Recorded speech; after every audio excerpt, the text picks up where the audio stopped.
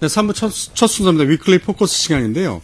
제가 어릴 때 네. 여름만 되면 꼭 데리고 다니는 또 녀석이 하나 있었어요. 네. 여름만 되면. 여름만 되면요? 네.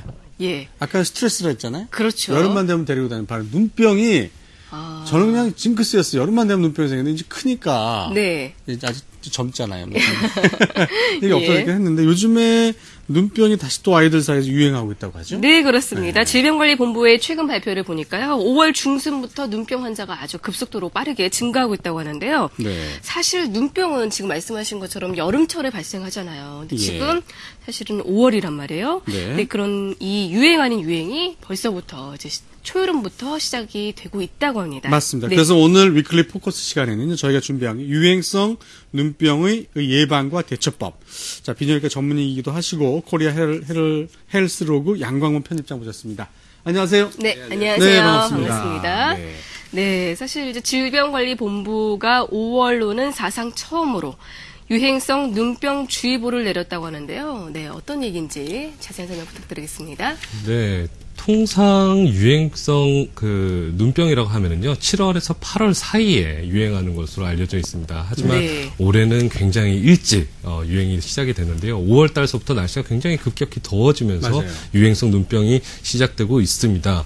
전국 80개 의료기관을 대상으로 조사를 해봤는데요. 네. 일주일 사이에 8%나 환자가 급증하는 양상을 보였습니다. 예. 네. 이에 따라서 질병관리본부는 눈병 예방을 위해서 개인들의 위생을 각별히 주의할 것을 당부하고 있습니다.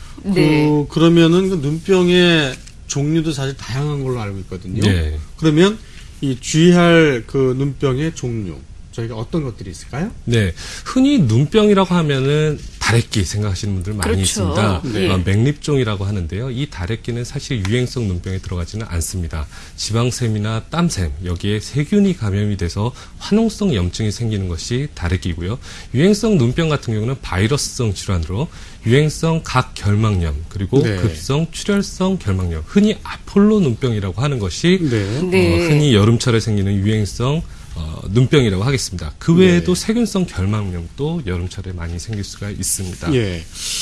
여러분들 그래서 아폴로 눈병은 궁금하시죠? 네. 저는 조금 알고 있는데 왜 아폴로 눈병이 왜 이 시대 지구상의 눈병의 대표적인 선도주가 되느냐 궁금하실 텐데 한번 말씀해 주시죠. 네. 아폴로 눈병 이름이 참 신기한데요. 아폴로 눈병은 아폴로 위성 11호가 달에 네. 착륙했던 시기에 아프리카 가나에서 이 눈병이 유행을 하게 됐습니다. 급성 출혈성 결막염이 유행했기 때문에 네. 그 시대를 반영하는 이름이 아폴로 눈병이 불러지게 된 것이죠.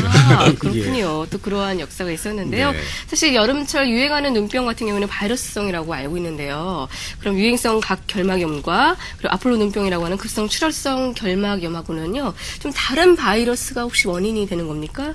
그 유행성 눈병 원인에 대해서 좀 정리 좀 부탁드리겠습니다. 네, 국내에서도 70년대 아폴로 눈병이 굉장히 유행한 적이 있었는데요. 네. 최근에는 유행성 눈병의 대부분은 사실 유행성 각결막염이 대부분이고 네. 일부에서 아폴로 눈병, 급성 출혈성 결막염이 유행을 하고 있습니다. 예. 바이러스가 좀 다릅니다. 유행성 각결막염은 아데노바이러스가 원인이 되고요. 예. 급성 네. 출혈성 결막염은 엔트로바이러스 70형이나 콕사키 바이러스가 원인이 되고 있습니다. 임상적인 차이도 있는데요. 아폴로 네. 눈병은 급성 출혈성 결막염이라는 이름과 마찬가지로 결막하에 출혈이 생기는데 유행성 각결막염은 그런 증상을 보이지 않고 있습니다. 그렇군요. 네.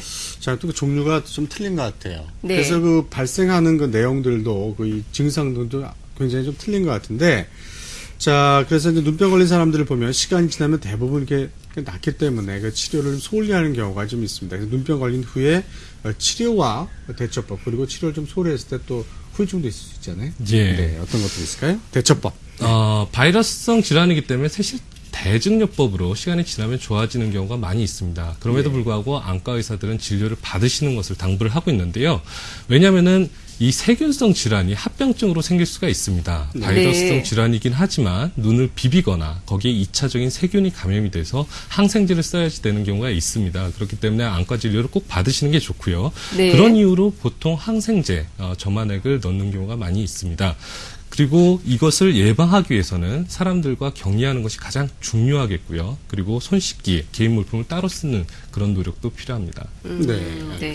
한편으로는 사실 특히 학생들한테 좀 유행이었던 눈병이 서로 이제 학교 안 가기 위해서 서로 만지면서 적도 있어? 네, 그렇습니다. 그래서 제가 눈병 걸려서 서로 이렇게 만져주고 네. 내일 학교 안 가도 좋겠다 이런 개구장이도 있었어요? 네. 그런 게 이제 또 사회적인 문제까지 되고 있는데 혹시 그래서 더욱더 좀 5월 초부터 많이 생기는 것이 아닌가라는 생각이 드는데 어쨌든 아무래도 좀 미리 그래요? 알고 예방하는 게 좀 최선일 텐데 눈병 예방법으로는 어떤 것들이 있을까요? 눈병이라고 해서 여느 전염병과 다르지 않습니다. 손 씻기가 가장 중요하고 개인위생이 가장 중요합니다. 앞서 말씀하신 것처럼 어린 친구들이 감염을 시키기 위해서 눈을 만지기도 했는데요. 실제로 사물들이나 아니면 눈병 걸린 환자들의 물건을 만지고 나서 눈이나 얼굴을 만질 경우에는 감염 위험이 높아지게 됩니다. 네. 그리고 공공장소, 특히 수영장 같은 곳에는 감염되신 분들은 출입을 안 하시는 게 좋고요. 아하. 그런 곳에서 또 감염이 되기가 쉽습니다. 그런 점만 유의하시면 여름철 눈병 걱정 없이 지내실 수 있을 것 같습니다. 그러면 제가 선생님들한테 아이디어를 하나 드리겠다, 부모님들한테. 눈병 걸린 네. 애들만 모아갖고 따로 반을 모아가지고 거기서 공부를 시키는 거예요. 원래 눈병이 걸리면은 학교에도 조금 쉬는 것이 다른 네, 친구들 그게 위해서 좋은데요. 원칙입니다. 예, 근데 그렇기 그거를- 때문에 아이들이 눈병에 걸려서 학교를 안 가려고 하는 것이죠. 그러니까 그거를 막기 위해서 반을 하나 따로 만들어가지고 공부를 시키는 거예요. 학교를, 눈병 걸리도 학교 와야 된다, 이렇게. 예. 그럼 서로 이 개구쟁이 노릇 안 할 거 아니에요. 네. 다음에 교육감 후보로 나오셔야 될 것 같은데. 네, 자, 0번입니다.